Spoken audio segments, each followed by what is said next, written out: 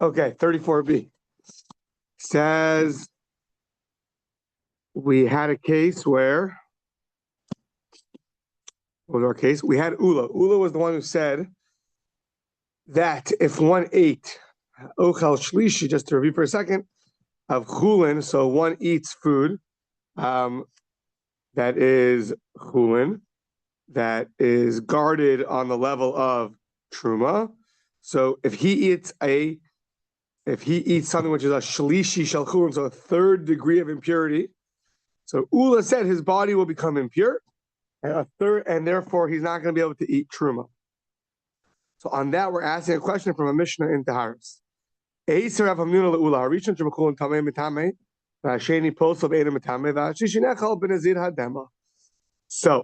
the Mishnah says like this: a rishon shebachulin, let's say a rishon shebachulin tameh, one who gets contaminated through a rishon letuma, a first degree, he now becomes a second degree. He for sure cannot eat tuma. He will invalidate it and cause it to contaminate others. Hasheni, if one becomes contaminated through a second degree, so now he's a third degree, so he's going to invalidate the tuma, meaning he cannot eat it, but he's not going to cause it to be impure. The hashlishi, what we're looking for, one who gets contaminated by a third degree is allowed to eat nechal b'nezir adama, means you have a big stew of chulin with some spices of truma mixed in, and yet you're allowed to eat it. Now hold on, Ula just told us that if you eat something which is a third degree of impurity, you cannot go and consume truma, and yet we see here you're a third degree of impurity, and you can eat this yummy stew that has some truma spices inside. So that's a contradiction. So if you tell me that by eating a third degree of impurity, food that's a third degree of impurity, your body becomes invalid from eating truma, says the Gemara, v'yamris nivsal gufa milachol truma safinan le'midi deposile legufei. Let's go with the simplest understanding that we're talking about a kohen. So there's a prohibition, two opinions, either biblical or rabbinic, to impurify the kohen, because then he's going to be impure to eat the truma. So how could it be that we allow you to eat food that's a third degree of impurity if that's going to cause you to now no longer be able to eat truma? So it must be that Ula's wrong. It must be that eating something which is a third degree of impurity does not cause you to become impure, and therefore you could eat truma. Response being, Amar le hanach lenazir hadema the lekek zayis b'kdei achilas pras. Okay, so whether we're in the positive or in the negative, meaning eating matzah, challah, or in the negative, eating invalid truma, the measurement halachi that's considered eating is an olive's worth b'chdei achilas pras, for the amount it takes to eat. Let's call it, I don't know, somewhere between 2 to 3 till the most lenient 9 minutes. So if you eat things and not in that time period, so then you have not at least biblically violated violations, and you also have not fulfilled the mitzvahs. So in this case, you have very little truma spices mixed into the stew. So worst case scenario, you're not eating truma b'chdei achilas pras. So even if you are invalid, if you are tameh, but you're not going to come to eat the truma. So it sounds like we're piling on a bunch of different rabbinical combinations over here, explaining why it's not a problem. But first of all, you're already a third degree of impurity. So to eat this is already going to consider it's already one stretch. Number two is there's not even enough truma here that even if it was impure, that even if you were impure, you would eat it and violate anything. So therefore, really, Ula's statement is true. If you eat something and now you're third degree contaminated, you are forbidden from eating truma. This case, there's so little truma that you're not going to eat it b'chdei achilas pras on a rabbinical level. that we weren't that strict. Yeah.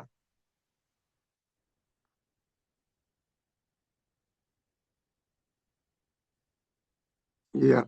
Okay. Now that was Ula. Now we have Rabbi Yochanan. Amar Rabbi Yochanan, Amar Rebbe. Another statement regarding degrees of impurity. So we had Ula, and now we have Rabbi Yochanan. Ha'ochal shlishi shel truma atzma. One who eats third degree of truma that's impure. So now, asr lechol umutter liga. So if you eat truma, which has been contaminated by a third degree, so someone who's contaminated by a second degree, so a creepy crawly touches a person, he touches the food, and the food will touch the truma. So the person's going to be a rishon, the food will be a sheni, and then it touches a shlishi, it'll be a shlishi. Now somebody eats that shlishi shel truma, a third degree contaminated truma. Asr lechol umutter liga.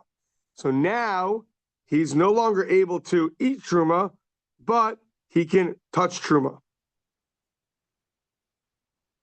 So Ula was talking about before truma, meaning chulin, mundane food that was treated like truma. It was protected and had the same status as truma. Rabbi Yochanan is talking about truma itself. So they both have statements regarding third degree of impurity. So now the itzrich de Ula, the itzrich de Rabbi Yochanan. We need Ula and we need Rabbi Yochanan. The imid Ula have amina hani mili b'chon shnas taras truma aval truma b'negia nami aser. Itzrich de Rabbi Yochanan. If you only had Ula, you would have said that mundane food, which is guarded on a level of on a level of truma. So there, you can't eat it, but maybe you also can't even touch it. If you're a third degree of impurity, maybe you can't even touch such. If you were to eat it, then you'd not be able to touch truma. For that, you need Rabbi Yochanan. You could touch it. Even the Rabbi Yochanan, havamina hani mili truma. You'd have thought you can't touch it. Even if you only had Rabbi Yochanan, who's talking about actual truma that was contaminated, havamina hani mili truma, aval chulin b'achnei mishari. But if you're a third degree of impurity and you want to eat, and now you ate something impure, and you want to, now that you're a third degree of impurity, you want to eat food that's being guarded on a level of truma, that would be fine. To that we need Ula. So each of them are talking about getting contaminated. Ula said you get contaminated by chulin, which is treated like truma that became contaminated. If you eat that, so now you're a third degree as well. And Rabbi Yochanan is talking about you actually ate truma that was a third degree of impurity, so you're also a third degree, but you are able to touch. You just can't eat. More truma. Yeah. Okay. Yosef Rav Yitzchak bar Shmuel bar Marta kamei de Rav Nachman. Rav Yitzchak, the son of Shmuel, the son of Marta, was sitting in front of Rav Nachman, the Yosef Amar, and he sat and asked the following question, or he said the following statement: Ha'ochal shishi shel chulin shnas al taras hakodesh tor lecho b'kodesh she'ein chadavar she'oser revi b'kodesh. He said that one who eats a third degree of impurity of chulin, but this mundane food was guarded it was for people that only eat sanctified food, so it was guarded on a very high level. And yet, if you eat something which is a third degree of impurity, that was in that household, so then tahor lecho b'kodesh, you are still considered pure, and you can eat kodesh food. She'ein lecha davar she'oser revi b'kodesh, because there's nothing.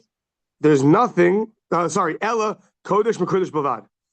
The only thing that's going to create a fourth degree of impurity is going to be not mundane food, but actual sanctity. If actual sanctity, like the meat of a korban or the loaf of a toda, so if that is a third degree of impurity, so then it'll make you a fourth degree of impurity, and then you cannot eat the kodesh. But mundane food that's treated like kodesh, even if that's a third degree of impurity, that is not going to invalidate you to the degree that we're going to prohibit you from eating kodesh. That far we're not going to go. So if you have a piece of, let's say, shlamim meat, or you have a challah that's impure, so and now you eat that, so then you're not going to be allowed to eat kodesh, because kodesh is the most extreme. It goes all the way to a fourth degree of impurity, which I thought that the third degree making kodesh fourth degree of impurity is totally rabbinic, and that's really what Rashi here says. But apparently, it's not so simple. Some say this idea of fourth degree of impurity by sanctified food is actually biblical. That's interesting debate. But okay, either way, that's what Rav Yitzchak Bar Shmuel said. Masiv Rami Bar Chama Shlishi Sheni LeKodesh Ve'ein Sheni LeTruma B'chulin Shenasu Ataras Truma. So you have food guarded on a truma level. So you're around Kohanim, they're eating truma a lot. And if you were to eat something which is third degree of impurity from that household, you become second degree for Kodesh. Shlishi, Sheni LeKodesh, Ve'ein Sheni LeTruma, B'chulin Shenas Ataras Truma. So we're going to be more strict for Kodesh. If you eat something which is a third degree of impurity from food that's guarded by the Truma eaters, so you become second degree sanctity for Kodesh, but not for Truma. So Amai, so the question is why? Halav Kodesh Makudashu. How do you become, you ate a third degree and you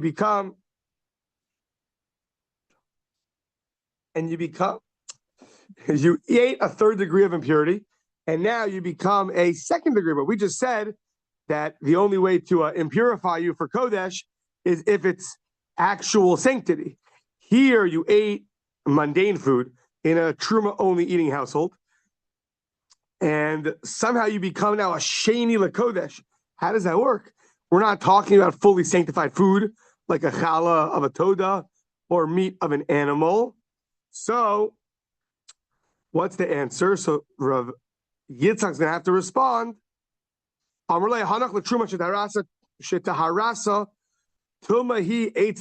as we saw earlier, that in terms of the Kodesh eating people, the Truma eating people is not the level of sanctity that they're up to. So they can assume that that food that came from that household was actually a much higher level of impurity, and it wasn't guarded. It wasn't guarded as well.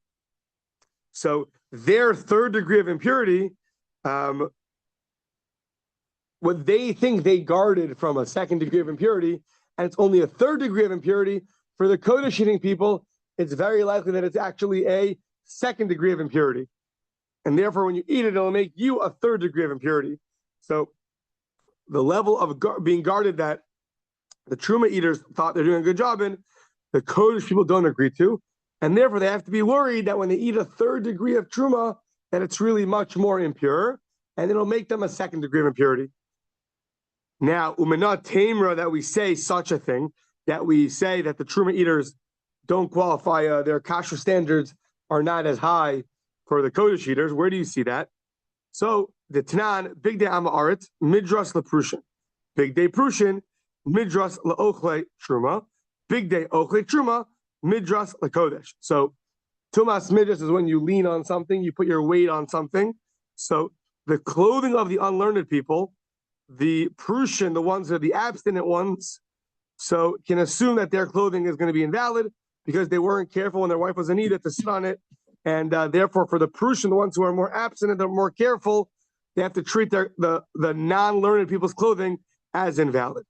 Now, big day Prussian, your average guy who's careful, but in terms of the truma eaters, they're going to say you're not careful enough because the truma eaters are a much higher level of kashrus in their house. So they could assume that the Prussian, the abstinent ones, weren't careful, and their wives might have sat or leaned on the clothing when they were in nida, and therefore it's impure.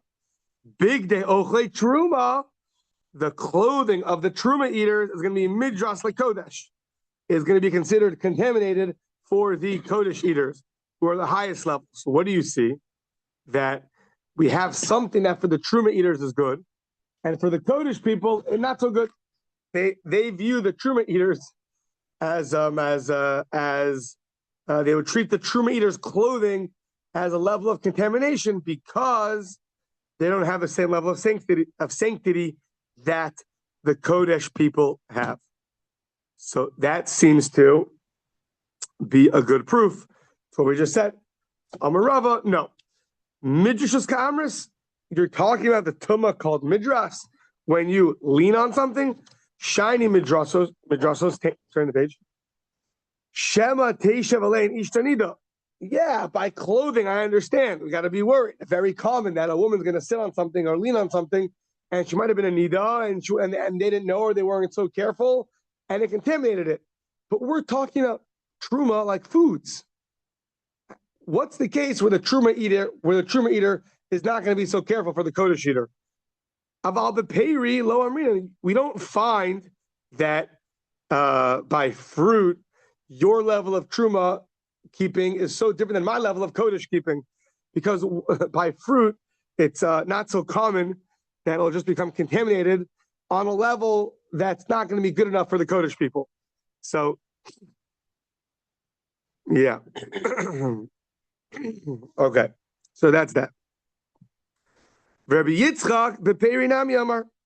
Rabbi Yitzchak held no, even by the fruits, there's going to be different standards for the truma eaters than there will be for the kodesh eaters.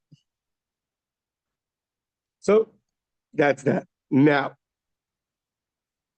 Masiv Rabbi Yirmiyah Midifti. Rabbi Yirmiyah Midifti had a question. You, Rabbi Yitzchak, said that by fruits you have these different levels of guardings. Is that really true? The Hatanan and other Mishnah in Chagiga. Im Amar Hifrashi L'Socho Revius. So you have a barrel full of truma wine, and you say, and I assume this is talking about where you're talking about Breira, I believe so. That what happened. Im Amar Hifrashi L'Socho Revius. If you say that I separated from this barrel a Revius Kodesh. Ne'eman v'lo ka metamele l'truma l'kodesh. V'lo ka metamele l'truma l'kodesh. So you have a barrel full of truma wine. You say a revius, a small amount of this wine, is going to be separated for kodesh. So, is it truma or is it just straight wine? Truma wine. Or else it's, yeah. So now what happens? Right, because the Mishnah is there talking about when do you believe an unlearned person? So if he says the wine is pure, you believe him. So and it's explained over there. Usually we don't believe unlearned people for these things. But in this case, we're going to believe them if they say the wine is pure. Why? Because we're worried if we exclude them from yayin, from like nefsachim, libations, they're going to go build their own altar and sacrifice over there. If you don't include them in ours, they're going to go do their own thing. So, but for the actual fruits of truma, we only believe them during the pressing season when everyone is more pure. Okay. Either way, this guy said that this barrel of wine is truma, but this little bit's going to be kodesh. And we believe him. And we don't say that the truma is going to contaminate the kodesh. Now, hold on. The e amris tarata tuma hi etzel kodesh hitma truma kodesh. If you hold that the truma eaters are not able to guard the way the kodesh eaters are, and that's going to apply not only by tumas midras leaning on it, but it'll apply to even wine and fruits. So then, why should I, kodesh eater, trust the truma eater? I should say that the truma in your barrel is not pure; it's actually contaminated, and it'll contaminate the kodesh. And yet we don't say that. So what's the difference? Amar le tuma b'chiburin ka'amris, tuma b'chiburin shiny demigo de mehemen hakodesh mehemen namia truma. When you have tuma b'chiburin, it's attached to each other. You have one barrel of wine that's truma, and you're separating a little part of it for kodesh. Well, there we have this migo idea that basically, listen, we're going to believe you over here. Why? We're going to, for the kodesh, we trust you. So to say that the kodesh, the holy part of the wine is pure, that we trust you. Now, what do you want to say? But we don't trust you for the truma? No. Once we're trusting you for part of the wine, we'll trust you for the other part as well. So really, there are different levels in from truma to kodesh. However, in the case of chiburin, where it's all in one barrel, since we believe you for that, we're going to believe you for that also. And that comes up. This migo idea comes up in different places. In the case of Sukkah, that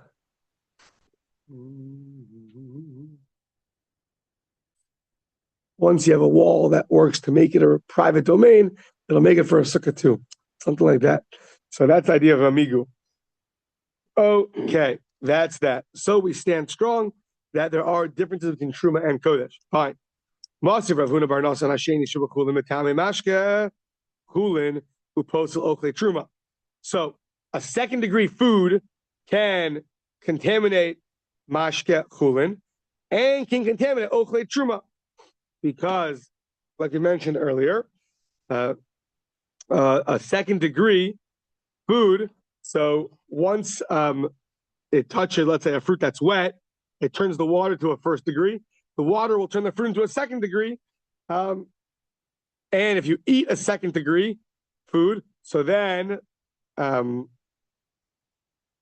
it's postal okle truma. So now I'm invalid for eating truma. I'm a third degree. I can't eat truma. V'hashlishi metame mashke kodesh upostal okle kodesh. If I have a third degree of impurity, so once that touches water that's or liquid that's on a fruit, that's going to make it, I believe, a first degree or second degree.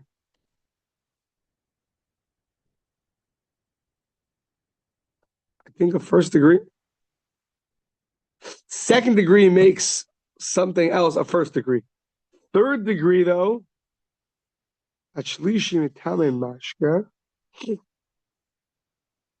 yeah, first degree. Yeah, first degree. So you have the fruit, the third degree of food that now touches a wet grape, let's say, or something like that. So the water becomes a rishon, and the food becomes a sheni. Yeah. Uposel ochle kodesh. And it's going to contaminate, a third degree is going to contaminate someone to now that they cannot eat kodesh. They're a fourth degree, they can't eat kodesh. B'chulin shenasu al taras kodesh. This is all only by food that's guarded on taras kodesh. And yet you see that it could make a fourth degree of impurity. So before we said no fourth degree. Yeah, that was Rav Yitzchak. That was, he said to Rav Nachman, Ha'okal shishich shakol nasal taras kodesh tar lecha b'kodesh she'ein lecha davar she'oser ravi b'kodesh ela kodesh m'kodesh b'lvad. The only thing that's going to make the fourth degree is if you actually eat a piece of meat from a sacrificial offering or a challah of a toda. But that's not this case. And yet we see that it creates a fourth degree So what do we say? It's actually a machlokas tanayim. We say Tanaihi, the Tanya, Chulin Shinasu Taras Kodesh, Chulin that is guarded on Taras Kodesh, Hare Hein Kechulin. So Chulin that's guarded on Taras Kodesh is Hare Hein Kechulin. And they're not going to become a third degree of impurity. Rabbi Eliezer, Rabbi Tzadok Omer, no, Hare Hein Ketruma. It'll be like Truma, L'tamei Shnayim V'liv Salachot. It'll be like Truma, which means that the first degree and the second degree will cause impurity, and a third degree will cause invalidation, but it won't cause the ability to impurify. So therefore, you will get to a fourth level. It can make you a fourth degree to invalidate something else. So that's two opinions. Okay. So that basically concludes our long discussion of all these different degrees of purity and impurity. Now we go to the next part of the Mishnah. Now, the whole Mishnah got us started because it said you shecht an animal with no blood that comes out, you can eat it with dirty hands, with unclean hands. But if it had blood, then you couldn't. And we went to figure out what the case is. Rabbi Shimon has a novel approach that he says you don't need liquid to make an animal susceptible to impurity. What do you need? You need shchita. Shchita will make it susceptible to impurity. So, Amar of Asi, so Rav Shimon Amar, Hochshu b'shchita. Amar of Asi, Amar hay Rabbi Shimon, shchita so machsheres v'lo dam. And now here's going to be the discussion. When Rav Shimon said that blood contaminates, when he said that shchita causes the animal to be susceptible for impurity, even with no liquid, was that coming to exclude blood, or it was not coming to exclude blood? Of course, blood will cause susceptibility. Even shchita will do it, or no, shchita only and not blood. And then we're going to get involved in, well, what kind of blood? Blood from a slain animal or blood from a shechted animal? So, Lema Misayele, Rabbi Shimon Omer, Puchshru b'shchita. The animal becomes susceptible to impurity with a shchita. So now we're saying, Ma'ilav b'shchita v'lo b'dam. Are we not telling you, yeah, only shchita, not blood? So that would be a question. So that would be a support for Ravasi, sorry. Lo, af b'shchita. Once again, when you say one thing, it's coming to include or coming to exclude or include, right? So I like apples and not oranges? No, and also oranges. I just tell you that I like apples. So it says no, shchita and blood, not only shchita. So it's not a support for Ravasi.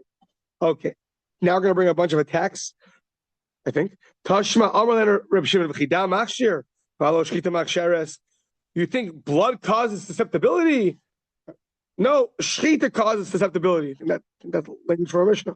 So what do you see? Blood does not cause susceptibility. So that would be a support for Ravasi. No. Haki kamar lehen v'chidam bilvad machshir means you think blood alone causes susceptibility? Shchita also does, and therefore no support for Ravasi. Av shchita nami machsheres. Next, Tashma Reb Shimon Omer dama mace eino machshir. Oh, so now the blood of a dead animal does not cause susceptibility. Ma'ilav ha dama shchita machshir. Is it not that the blood of a dead animal that wasn't killed properly, that does not cause susceptibility? But the other kind of blood does. Hadam shchita machshir. Says the Gemara, no, lo. Hadam chalolin machshir.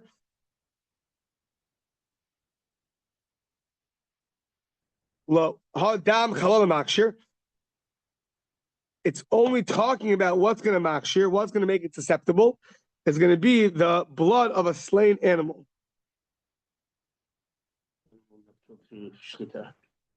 What was the dama mace? Oh, like that. The dama mace before was an animal that died on its own. That Rabbi Shimon said that does not cause susceptibility. Now he says, so now the Gemara asks, but my love, right? How dam shchita machshir? But maybe that's coming to tell you Animal dies on its own. It cannot. Its blood. Let's say its blood goes on on a pumpkin. So it's not going to make that pumpkin susceptible to impurity. However, we thought that dam shchita would. We say no. It would just tell you that dam chalol and makshir. Dam chalol is that it's killed, not that it dies on its own. Okay, and therefore we don't know about dam shchita. So then dam shchita, what's a dam shchita? About dam shchita, my lo makshir. You want to tell me that then blood of the shchita is not going to make it susceptible? So why don't you teach the following way? Lishma'ina dam shchita. Tell me that dam shchita does not cause susceptibility to impurity. V'kol shekain dam ames. And then I'll know that if it dies on its own, it's not going to be susceptible. There's more reason to assume that an animal that checked it properly, its blood will cause susceptibility. So teach that case, and you'll knock out two birds with one stone. I'll know that animal that dies on its own, its blood is not going to be susceptible. Says the Gemara, no. I needed to teach you a novelty by an animal that dies on its own.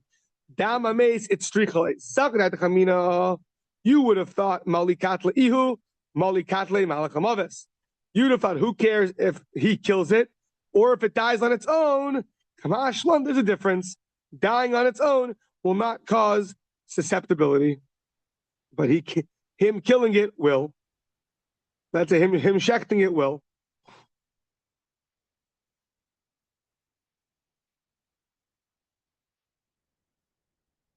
Yeah.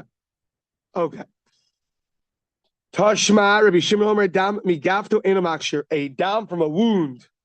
If your blood from a wound does not cause susceptibility to impurity. Now, the question is, we know that blood is one of the liquids that causes susceptibility, but now we're narrowing it down to it's only certain kind of blood. Not all these cases of blood is automatically considered a liquid, and therefore that'll be susceptible to impurity. So blood from a wound is not considered a liquid, and therefore will not cause susceptibility to impurity. But don't you see from there that blood of shchita will cause susceptibility, which is against Rav Asi? Lo hadam chalol makshir. No, it's going to tell you really blood of shchita does not cause susceptibility. If the animal got slain, it was killed by somebody, that blood will be considered a mashke, a liquid, and therefore it will cause susceptibility. And we're going to bring a verse for this in 5 lines. Aval dam shchita mai lo makshir. What, blood of shchita doesn't cause susceptibility? So teach the bigger novelty. Teach that shchita blood does not cause susceptibility, and I'll for sure know that blood from a wound will not cause susceptibility either. Okay. Says the no, I had to teach you a novelty by blood from a wound. You would have thought, who cares if I kill the whole animal or I kill part of the animal? If it's susceptible, it's susceptible. And therefore, I taught you that no, dam from a wound is not susceptible, but blood from a slain animal, right, so it's fully dead, will be susceptible. What's the source? What's the difference? That the dam chalalim, the blood of a slain animal, will cause susceptibility. It says, the dam chalolim yishta, the blood of the slain ones you will drink. So it's calling it drinking. You drink liquids. So it's causing the blood. It's calling the blood a liquid. Yeah. So says Gemara, dam shedinamik siv al artish b'chanu kamayim. By the dam of the shechita, it says you should spill on the ground like water. So you see, you're comparing it to water, so it should be a liquid. No, that we need for another exposition. What's that? Ha lemishre daman de psuli amukdashin behanahu da asa. An animal that gets a wound, it still has sanctity and has certain restrictions. We'll see in a second. So, but its blood is not prohibited from benefit. The blood, so after you redeem the animal, you could use the blood for your own benefit. Yeah. Now, next page, what would you have thought? That the animal that got redeemed is still prohibited to shear or do work with it. So you would have thought that its blood has to be buried. That you can benefit from the blood from this verse. It's compared to water, you can get benefit from it. Another statement that the verse says that one's going to be drinking slain blood.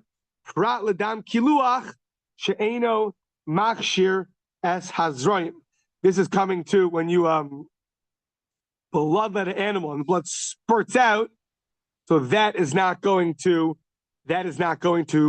make things susceptible to impurity. It's dam chalolim, the blood of a slain animal that will, but the spurting out blood will not cause susceptibility for impurity. Tana Rabbanan hashoched v'heitis dam ala delas. The guy shechting and blood spurts out onto a gourd. Rabbi Omer Huksher B'chia Omer Tolin. Rabbi says it's susceptible now to impurity. This gourd, Rabbi Chia says Tolin. So we'll see what that means. Tolin literally means it's going to hang in the balance. Now, the gourd here is truma. It's a truma gourd. Usually, truma, the rule is either you burn it if it's contaminated, you eat it if it's pure. If you're not sure, it hangs in the balance, waits around. So, Amar Rav Osher says, Rabbi Omer Huksher, after the fact that Rabbi said that the blood from a shechita causes susceptibility to impurity, Rabbi Chia Omer Tolin, or Rabbi Chia says Tolin, that it has to hang in the balance. Anu Almi Nismach, who should we rely on? Bo v'nismach al divrei Rabbi Shimon.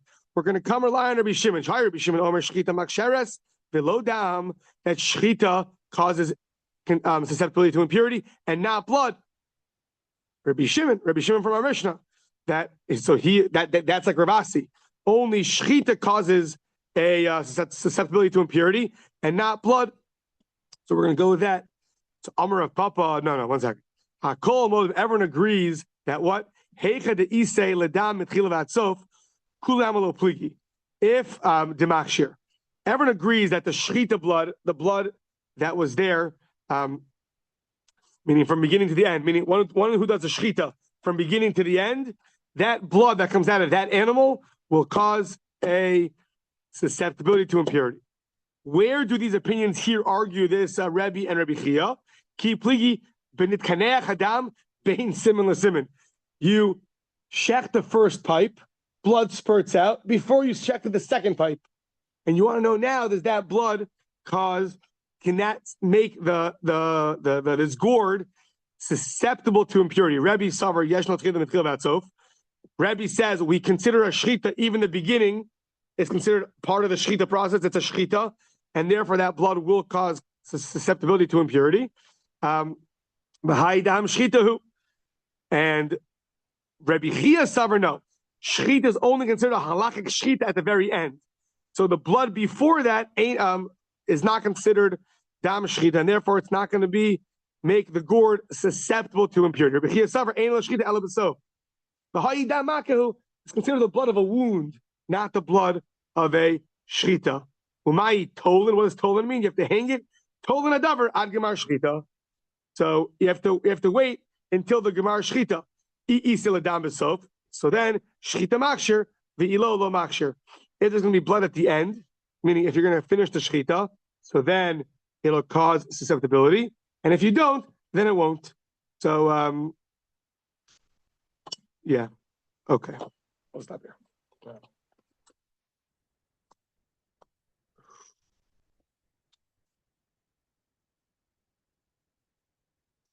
I think it's Friday.